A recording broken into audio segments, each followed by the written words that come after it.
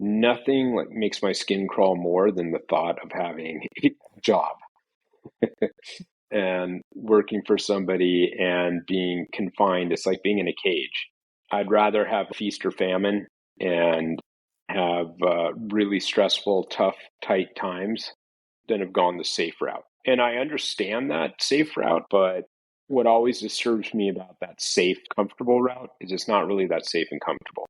When I talked about being disposable, you're allowing your destiny to be controlled by somebody else. That's why I really encourage people that are entrepreneurial in any way or want to try doing something for themselves. I think that's exciting. And I think if there's a spark or a shred of curiosity, then it deserves to be explored. Welcome to the Hero of Circumstance podcast. I am your host, Dawn Pinkney, and I am also a mindset life coach. I help others to overcome obstacles and achieve their goals. And I've also been an executive in the video games industry for over 25 years, where I also helped many teams and video game projects to achieve great success.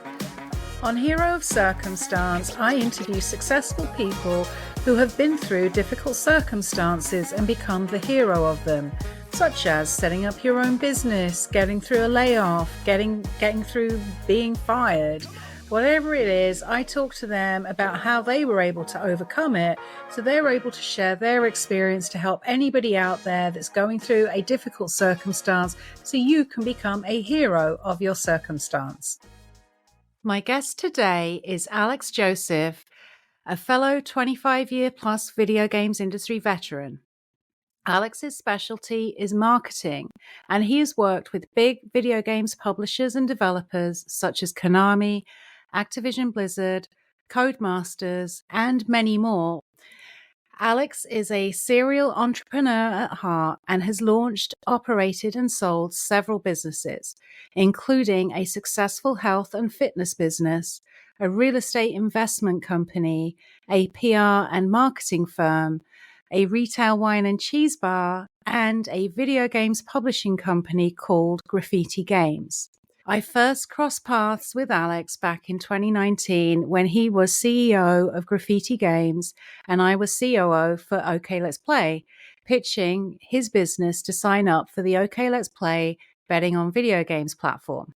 And our interests have remained similar since, because after years of focusing on building his own career, Alex is now extremely dedicated to helping others with achieving their business and career goals. He began coaching and consulting for individuals and small groups in 2020, and it has become one of his primary passions, while continuing to consult for video games companies large and small. Alex is also a devoted dog dad, a coffee lover, and a business junkie. And Alex has great perspective from his experience with growth in the video games industry for those going through layoff right now. Welcome, Alex, to Hero of Circumstance. Thank you, Dawn. It's a pleasure to be. Great. Alex, what drew you into the video games industry? That is a very good question. I think I happened into it a bit by accident. I was working at the time in entertainment in a talent agency, and I was playing a lot of games. And at that time, there was a trade magazine called Game Week. And I saw a ad in the back in the classified section for an account executive at a PR firm, and it happened to be in the same building that I worked at in Century City, California. So on my lunch break, I went up, I interviewed, and they hired me on the spot. I was good at writing and talking to people. The whole aspect of PR seemed to come naturally. And back in those days, there weren't a lot of people in agencies that were gamers.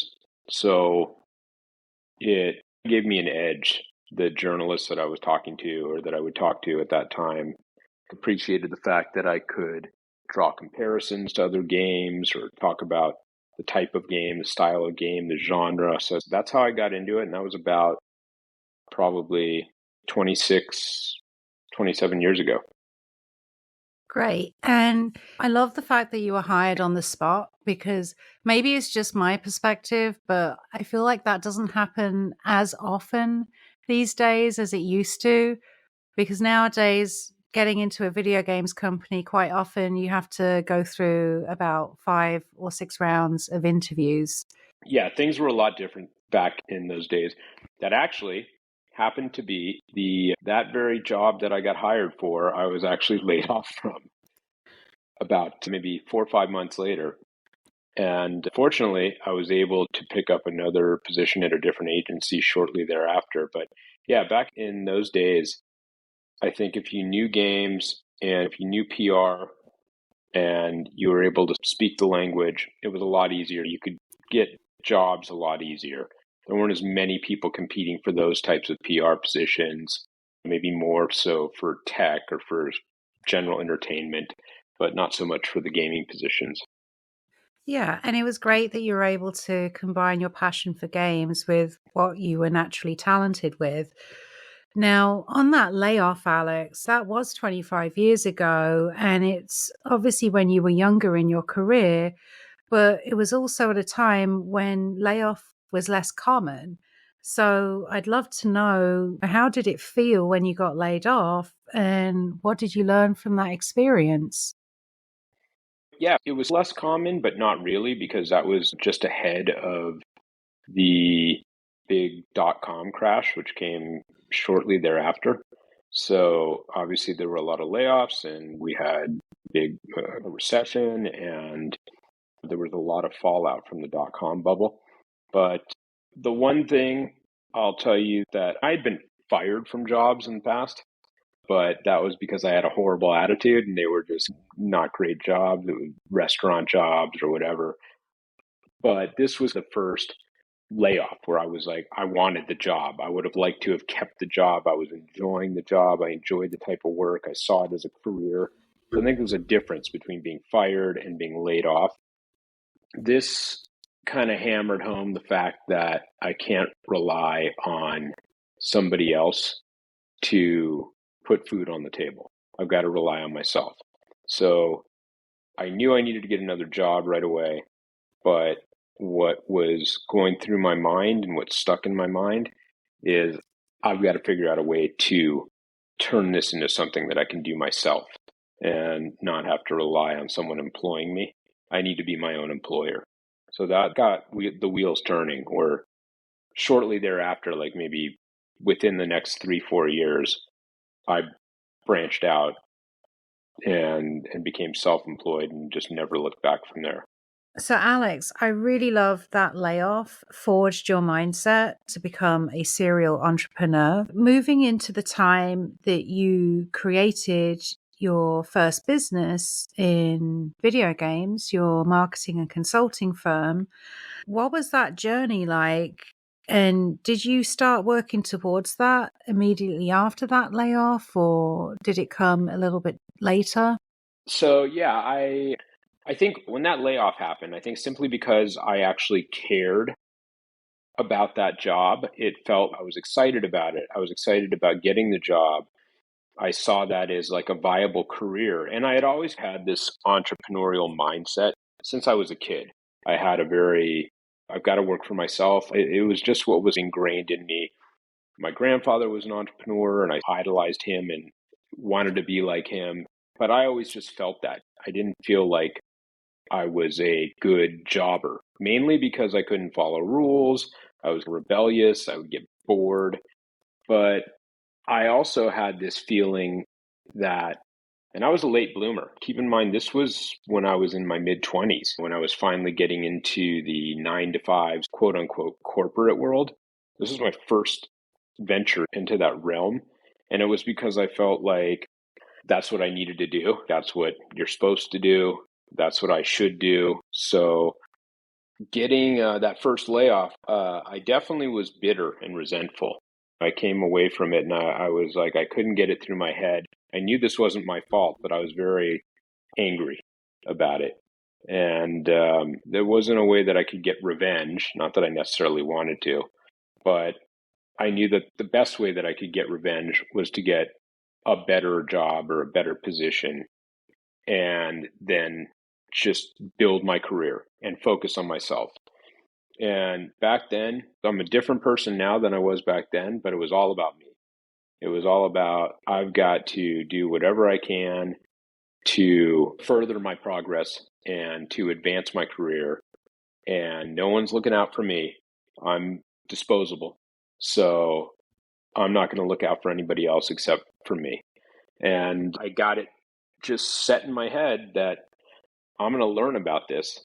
Whatever job I take and whatever job I do, the only reason that I'm taking on that job is to put food on the table, put money in my pocket, and to learn as much as I can so that I can do it for myself. And so I can stop doing it for somebody else, stop putting food on somebody else's table. So that was my objective. And for the next couple of positions, I got a job after that layoff.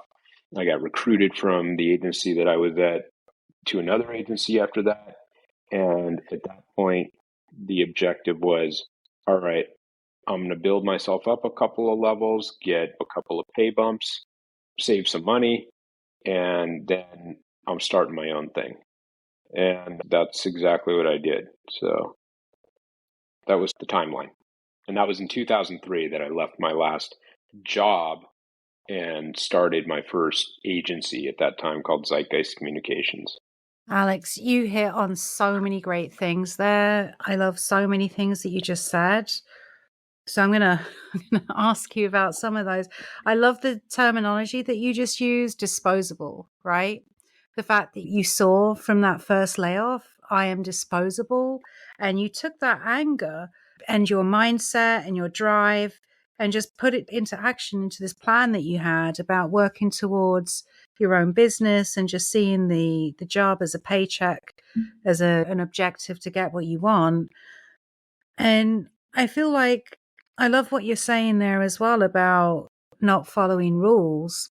And just because it just seems like if that's where you're at anyway, would you have succeeded going forwards? Just suppose you didn't have that mindset about starting your own business or see that you were disposable.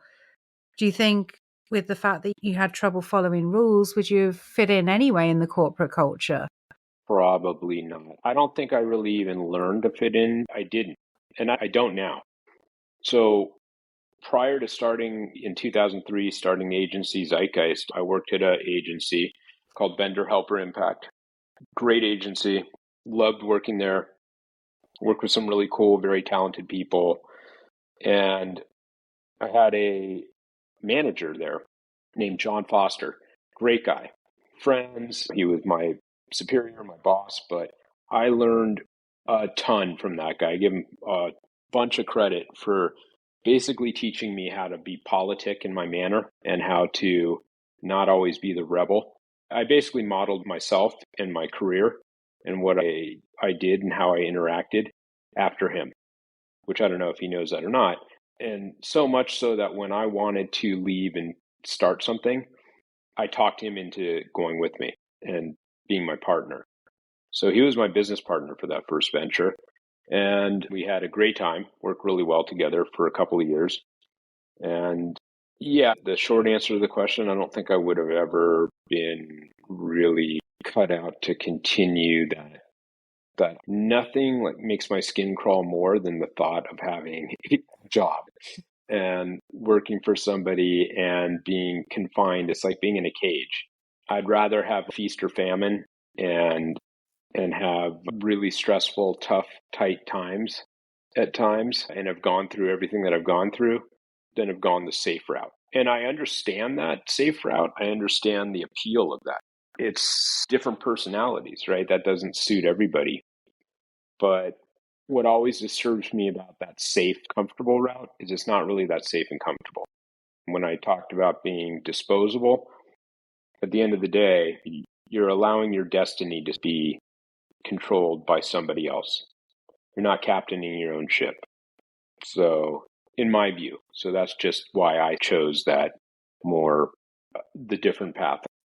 I really admire you for doing that, Alex, because I certainly feel a lot of what you've said because I have felt that I'm disposable. And it wasn't my immediate reaction to captain my own ship or to feel that. You actually said back then that taking that anger to get a better job, that's what I've done. I took that anger and I'm like, I'm just going to get an even better job and feel better about myself. Although over the years, that entrepreneurial spirit did come up from me, but I had a harder path because it just took me a while to step away from the comfort of having that job to forge my own path. Whereas for you, you just went for it at a really young age. And like you said, you feel like a trapped animal to have a job. And I just admire that you were just of that mindset from such a young age. And you did say something there about your grandfather being an entrepreneur. And do you really think that had a strong influence on where you're at with your feelings about being a serial entrepreneur, working for yourself, not wanting to be trapped in a job? That's a good question. I don't know how much of a influence or impact it had. I think it definitely had some influence and impact. I just assume because he was my male role model. But also, always when I was young, when I was a kid, I just always pictured myself being successful. And for me at that time, success was equated to having money or having stuff. And I always felt like that fell outside of the confines of having of being an employee. Just because all my experiences as being an employee never really seemed to work out. I've had so many jobs. I've had every job. I also could never figure out or find anything that I really liked. So that was a struggle. I wasn't aware of it, but what I found out later is that we're conditioned to be employees from school, the way that school is set up, the traditional school system with you go to school and then you have recess or your morning break and then you have lunchtime and then you go back and then you get out of school, which is getting out of work. You're being conditioned for this sort of 9 to 5 working environment of working for somebody else. And I was also terrible in school. I hated it. Anything that required me to conform to some sort of set standard or regimen, I just didn't like it. I didn't like being told or having to clock in or clock out or have somebody tell me when I can take my breaks or when I can have a lunch. I want to decide all that stuff for myself. I want to work hard. I'm not afraid of working hard, but I want to decide if I want to go work out at 6 in the morning or at 1 in the afternoon. And I want to decide if I want to go stop and have coffee and get some food at 9:30 or at 2:15. I want to make those decisions. I still want to work hard. I still want to do work. I still want to earn the money that I'm making. I just want to do it on my terms. And I knew that the only way that I could do that was to do it myself. There's no job that you can go and get where you can say, okay, hey, I'm really happy that you're hiring me. Here's what I'd like you to pay me. This is when I like to take my lunch break, but sometimes I like to take it an hour earlier. I'm not really sure. And I like to get off at 3:30, but I don't mind coming in on Saturdays for an hour and a half. And I don't like working Mondays. Nobody's gonna do that. Maybe this day and age it's a little more possible, but not really. I think that even if somebody is, and not, like I said, not all people are really entrepreneurial like that because they see it as a risk. And I like the risk. It's exciting. I'm not a gambler, but I like the risk of betting on myself. And a lot of people are a little scared to do that or don't have the luxury of doing that because they've got a lot of obligations or taking care of family or something like that. So it's understandable, but when you're in a situation like the subject of this podcast, like being laid off or losing a job or having career transition, it's an opportunity to really think and regroup and determine what's important and determine who's going to be looking out for your best interest when it comes right down to it. And I'd love to get into that a little bit more, Alex, about words of advice that you would have.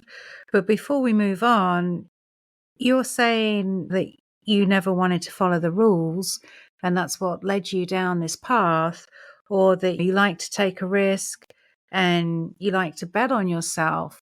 But I'd like to ask you, what other qualities and traits do you think that you have that has led you down this path? Because not following rules that's more of an away, something you don't want to do. But what is it that you've got, those qualities that you really have that have drawn you down that path instead of the stuff you didn't want to do?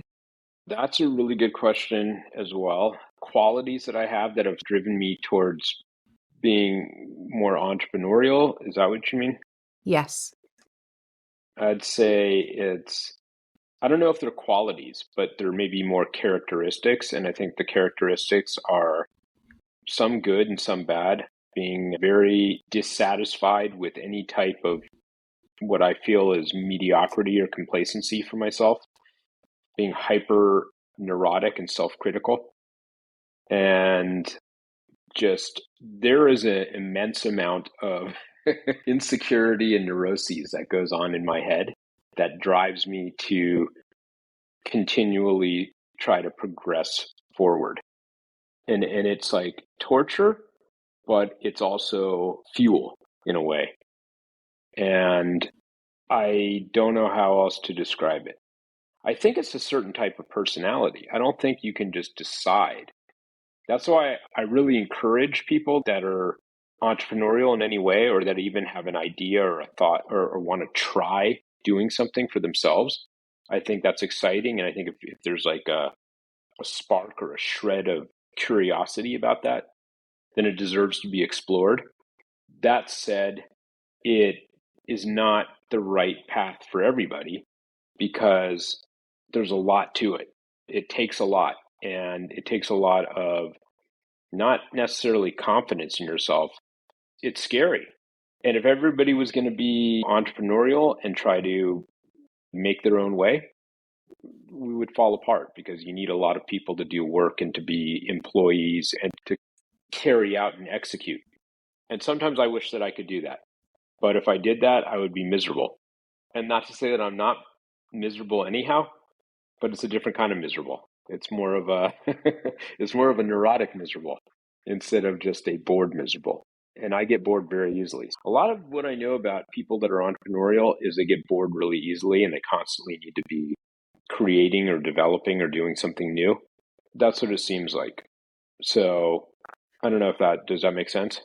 Yeah, it's certainly very interesting. I know I've always loved a lot of variety, but I'm hoping that I'm getting into that space now. However, it's really interesting about what you were saying about being hyperneurotic and self-critical, and the fact that drives you forwards, because I spend my whole life not being self-critical, like cutting out that voice in my head to get myself into a place of being more present and not being caught up in my head and not being too critical to myself, because that has a certain resonance. So it's interesting that same thing is the thing that's been driving you forwards. Yeah, I've definitely made a lot of progress on that front over the last 10 years. And it started with doing like the whole therapy thing, and then getting into doing some meditation. And it helps, but it doesn't just make it all go away. There's days where everything is great. And I'm not a depressed person. I don't consider myself to be a depressed person. But there's days when everything is great, and there's days when I'm just still super hypercritical. And what am I doing? Nothing is good enough. And those are times when I just have to reflect on what I've done, where I am, be really appreciative. People don't really spend enough time thinking about all the things that they have. I've really dumbed it down and gotten really simple about it lately. I have my morning routine. I try to think of 2 or 3 things that I'm grateful for and thankful for. Like, I'm grateful I've got my right ear and that I can smell and that my dogs are alive. Because it's pretty simple, but when it comes right down to it, if I didn't have any of those things, it would not be nearly as good of a morning when I woke up that morning as it was. And Yeah, sometimes just those little things help to put things in perspective and then channel me forward. Alex, as you were mentioning there about the morning routine, I've always admired the fact that you are disciplined and have had your daily habit plan and your morning routine for years, which is actually what inspired me to begin my daily habit plan and my morning routine years ago now. And I'd like to ask you, what would you say to those who are out of work right now and maybe finding it difficult in the mornings because they don't have the same routine as they used to with the job? Or even, I would say, those who are in work and the importance of having a morning routine before you start your job. What words of wisdom would you have to share on that? Yeah, that's a good one because I'm pretty obsessive about having a morning routine because it just works. And I didn't do my whole life, but it's something that I do pretty regularly in the last few years. The thinking of just three things that I'm thankful for, grateful for. So I start my day off right. I'm not great about not looking at electronics or doing that thing, although I would love to avoid that, but I haven't leveled up to that level yet. In that The way, I've exceeded you. Yes, yes. Doing coffee, I have my coffee routine. I love my morning coffee. I sit and do the crossword puzzle. So I have a routine. And I know, though, that a lot of people, their routine is very much dictated by their career and their job, as well as their home life, their family and kids. I guess you have to take into consideration people that have children or pets or whatever, but the loss of a job or some sort of a change in career, I think it shouldn't dictate your routine. That said, I think it's an interesting idea to shake up that routine a little bit. So if you're used to getting up at 6:30 a.m. to get ready to go to work and all that, maybe adjusting it and getting up at 6 a.m. So it jogs things a little bit and you're getting up a half hour earlier, but you're not just sleeping until 11 or 10, completely abandoning that morning routine of getting up for something. Just because you don't have a job at the moment to go to, don't give up the routine and don't start using that as an excuse to just sleep in and do nothing, because that ends up, if it doesn't lead to becoming depressed, it leads to becoming less motivated and not feeling great about yourself. It just, you sink into that hole or that rut. And then also, I think it's important to just disassociate yourself from the career or the job. There's a lot of people that their career defines them. And I've definitely felt like that, where I feel like a client or a project that I'm working on, what they think about what had the job that I'm doing defines who I am. And it's really hard for people, for a lot of people, to be able to separate who they are from what they do. So the job does not define who they are. So it's important to separate, disassociate from the job, from that career, and be aware of who you are as a person. So that creating that morning routine and making that morning routine kind of all about you is definitely an important aspect about moving on. Yeah. And what you were saying about disassociating yourself, because I would say I definitely earlier in my career associated myself with my job. And I think also because with video games, it's such a creative career, a creative role. You're very passionate about it. It's not like working on software where everything's just very planned out. Everything's so dynamic and you just get so caught up in it. And you're so caught up in it in a whole group of people that are so passionate about the projects that they're working on, the games that they're working on, the creativity in it. And I feel like there's just so much momentum in that. And you've just got all this momentum where you're just going in this direction of your job and focusing on it. I guess you've been narrowly focusing on that a lot and not looking at what's around you. You're not having as much awareness for all the other things that you could be doing because you're just so caught up in it. So I feel like That's what can send you reeling sometimes when you lose your job, and that why it can be hard to disassociate from that, because it's sudden. It's like you're going down the motorway in one direction and all of a sudden that just stops. I think that's why it can be a little bit hard.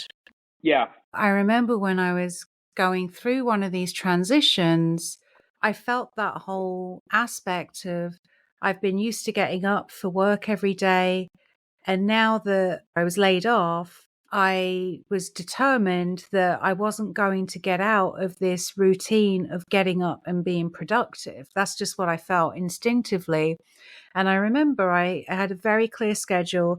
I'm going to be up by this time every morning and I'm going to be on my laptop by this time. And not only that, I would put on a shirt.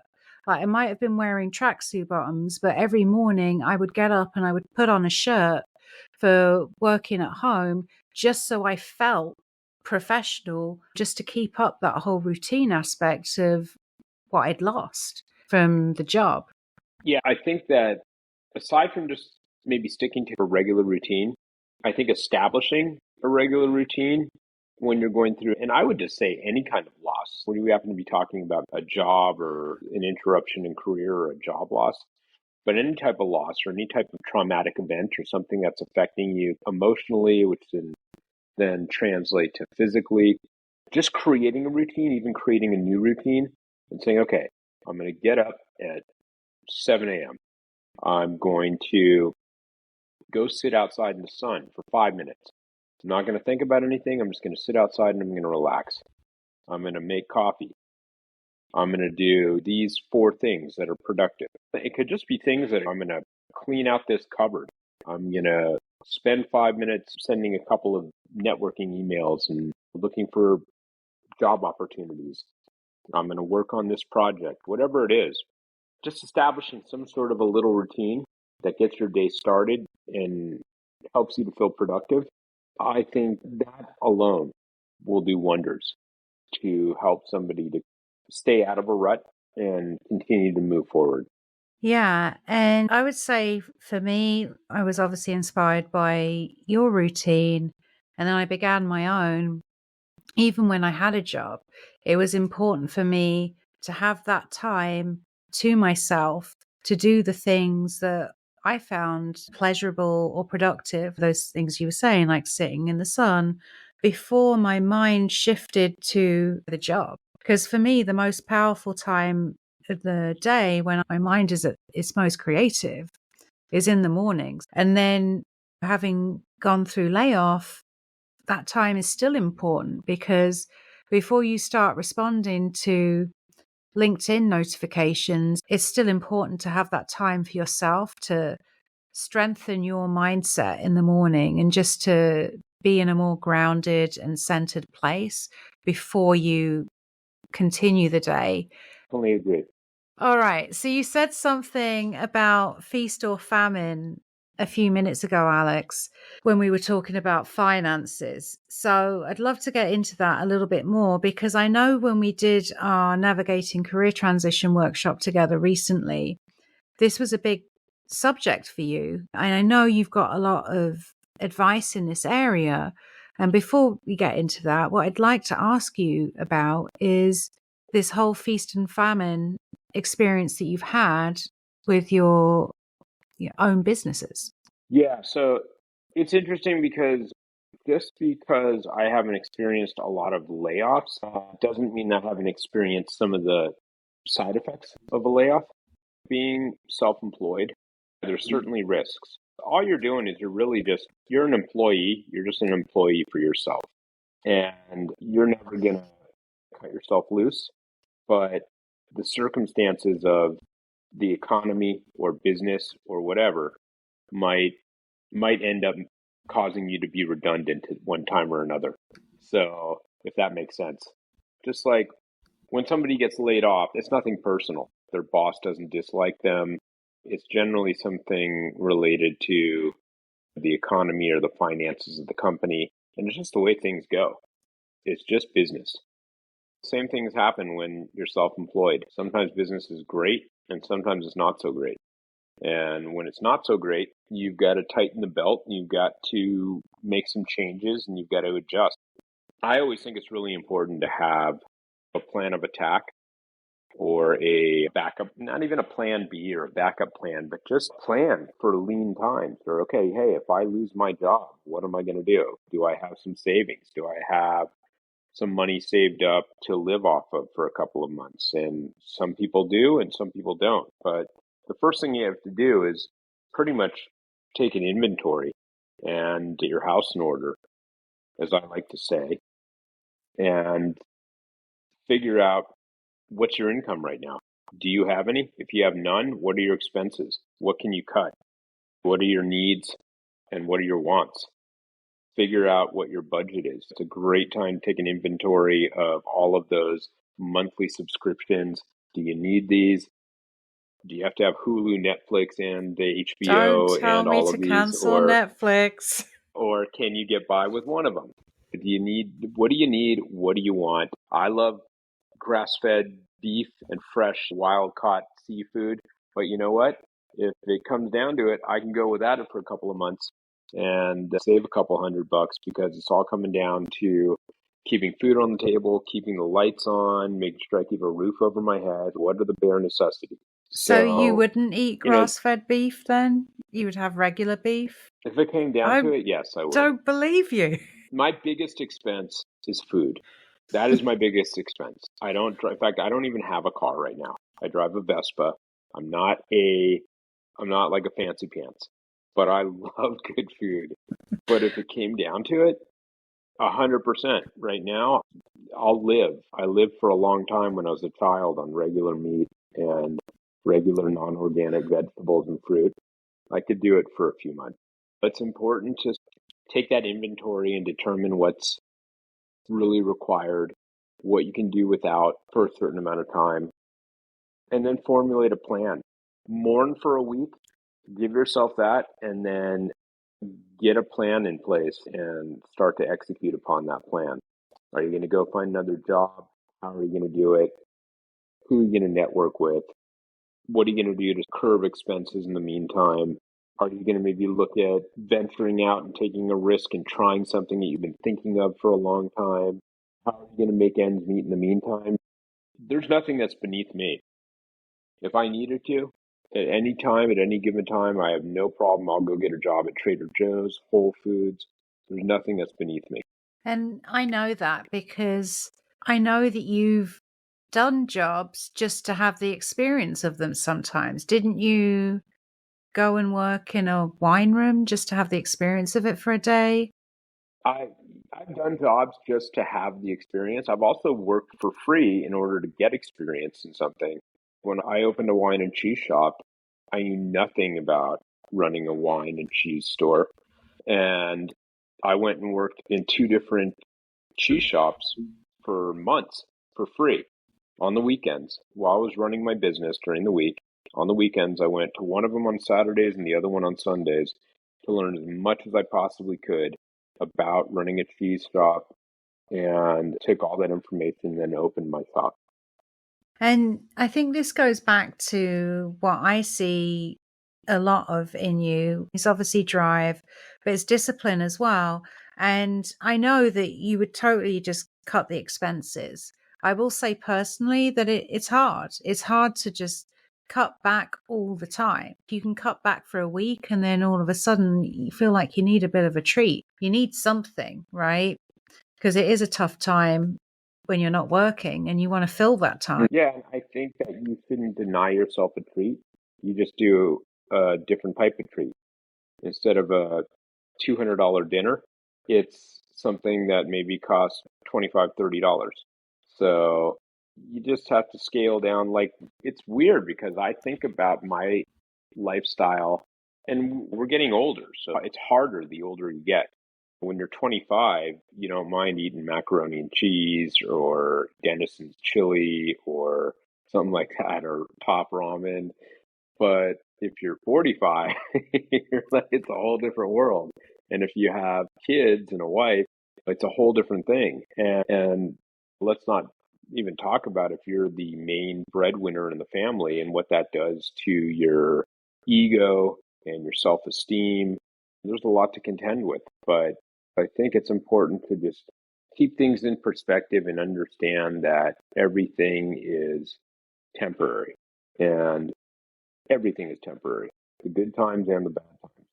That's a great mindset to have. And it's a practice. It's a daily practice to be keeping yourself in that mindset and not spinning out minute to minute Yeah. on the fact that you're in a tough spot. And what I heard there and what I loved is basically scheduling cheaper treats. Because I think when you're having to restrict, you just restrict everything and you don't leave any room for treats.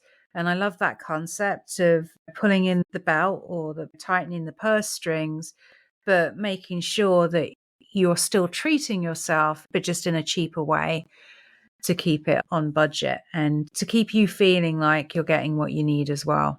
Yeah. Yeah, that's important. So, Alex, I know we talked about this, it's temporary. We talked about daily habits and sticking with them and having a routine. And we've talked about finances. What's one thing that you would say to anybody that's out of work right now? What would be your top thing that you would want to say? The top thing I would want to say is to take a personal inventory. I think it's really important to just take a inventory, and what I mean by that is think about everything that you do have. And that's really easy to say, but in the grand scheme of things, think about everything that you have and think about maybe in relation to everything that you had or where you were 10 years ago or 20 years ago. Understand that you've made progress in your life, and you're not starting over at square one, you're starting at square 10 because you've got a lot of experience. Like, setbacks are important because setbacks is what allows us to continue to move forward. I won't say stay positive because that's a silly thing to say. It's really hard to do that. But what I would say is to stay focused and to continue to focus on some type of objective. Have an objective for every single day. Have a grand objective for the week, for the month, for the year, but have an objective for every single day, something that you can accomplish, because accomplishing something is very rewarding. It triggers a lot of things in our brain, like dopamine and that adrenaline and that feeling of accomplishment and feeling like we're moving forward. Making progress is a very important thing for people, for humans. Having something that you set as an objective and that you're able to accomplish each day is very important, even if it's small. When you said take a personal inventory, I know I always like to do that. Where was I this time last year? And I always take personal inventory on that. And I love what you said there about starting at square 10, because there is that mindset that you can have where you just got laid off and you're like, oh, I'm starting over. But you're not. Like you said, you're starting at square 10. And I would say, yeah, the accomplishments, I get a personal dopamine hit with lists. I love doing lists and then crossing things off lists. So that's like get multiple dopamine hits a day for just feeling that I'm accomplishing something. Although at the same time, I try not to get too caught up in the lists and be in the moment as well. And if something doesn't happen, it doesn't happen. And I'm not going to be criticizing myself over it either. I was spending my time wisely no matter what. But the other thing I want to ask you is, for anybody that may be thinking about financial independence, and especially hearing about what you've said in terms of the feelings that you had about being disposable and the path that you took, what would you say to any budding entrepreneurs out there that may be going through a layoff right now? I think if there's anybody who's ever had any thoughts of doing something on their own, like being entrepreneurial, or had an idea or a business idea or something, then I think that when they go through something like a layoff or a loss of a job, that is the ideal time to take a really hard look at and envision where you want to be 5, 10 years down the road. Do you still want to be doing what you were doing? Do you want to be working at a job? Are you going to regret never pursuing or never taking a risk or a chance with this idea or with whatever it is that the opportunity of being self-sufficient and self-employed and being an entrepreneur? That doesn't have to be creating some big grand business where you have an empire and people are working and running your business. It might be just creating a little sole proprietorship, opening a store, creating a dog walking business. It could be something super simple that gives you satisfaction on a daily basis where you're creating your own destiny and you're getting the fulfillment of doing it for yourself rather than having somebody else provide a job for you. I think if you have any kind of that entrepreneurial bug or drive or ambition, it's the optimal time to do it because you almost have nothing to lose. I love what you said about keeping it super simple there. You mentioned a dog walking business, and that reminded me, I would love to ask you about the fact that you had a very entrepreneurial spirit right from a very young age. I know we spoke about the influence that your grandfather may have had and the fact that you just didn't like to follow rules anyway. But please tell us about the leaf sweeping business you had and how old were you when you set this business up? Yeah, so that was my very first business venture when I was probably about 8 years old. Didn't get an allowance when I was a kid, but I wanted to have money. And one day I went around to the neighbors in the neighborhood and I asked them if I could sweep their leaves. And I charged them like 10 or 15 cents. I had this kid who lived next door to me who was a friend of mine, and I got him to do it. So basically, I was making money on the spread there. I was paying him whatever, 5 cents or 10 cents. I was pocketing the other money, and he did the work, and I was running the business and getting the new clients. That was my first taste of business. And I just loved it. I loved the idea of being able to go out and make money from nothing, from just my own work, from just hustling a little bit. And that excited me. I was just always excited by the whole prospect of business and also working and making money. I was always wanted to make my own money. I went and got jobs when I was 14 years old. I went and lied and said that I had my work permit to get a job bussing tables at 14. And then when I was 15 and I got my work permit, I went and got my first real job. I was so excited about that.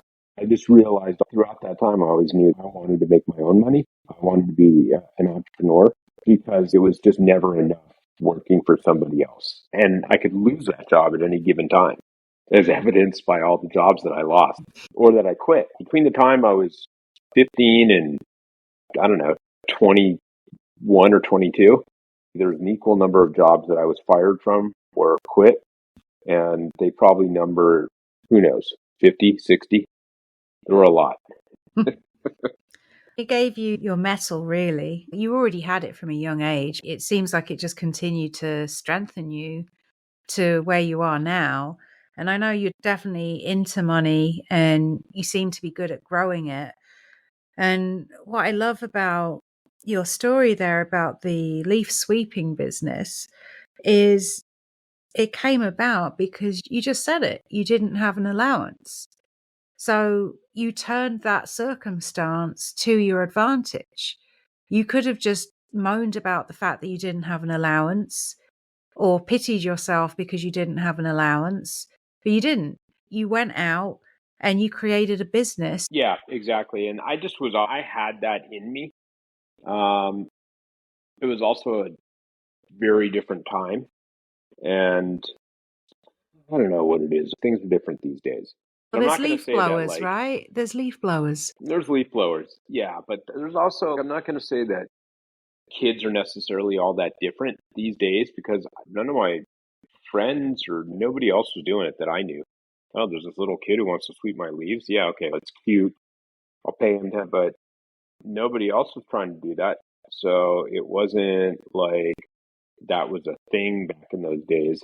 I just had that I just wanted to be able to provide for myself. yes, you were curious and you wanted to provide for yourself. And I love some of the things that you've said along the way here over the course of this evening about the fact that you're obsessive, you're self-critical, you have all this neurosis. And I'm just thinking, who knew that all those bad qualities that I'm trying not to have is what you needed to be a successful entrepreneur? Yeah, I don't know. I don't even know how to answer that because I think those are things that drive me crazy. I do a lot of stuff to try to be more in the moment and all of that.